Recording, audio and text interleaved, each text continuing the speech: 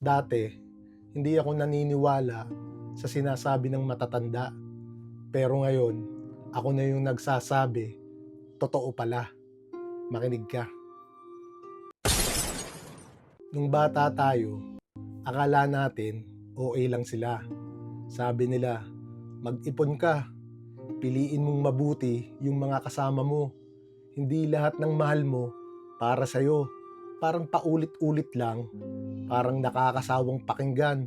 Kaya ang ginagawa natin, sarili nating experience. Hanggang sa dumating na yung araw o punto na lahat ng binabaliwala mong advice, isa-isa mong nai-experience.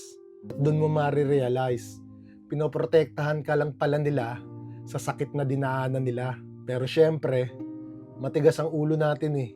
Kailangan muna nating masaktan bago tayo makinig. Doon mo malalaman na totoo pala yung mga sabi ng matatanda. Hindi dahil sa gusto ka nilang kontrolin, kundi dahil ayaw nilang maranasan mo yung mga pagkakamali nila sa buhay.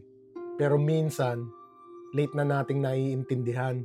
Kapag ikaw na mismo ang nagbibigay ng parehong advice, doon mo masasabi, sana nakinig ako noon sa pool.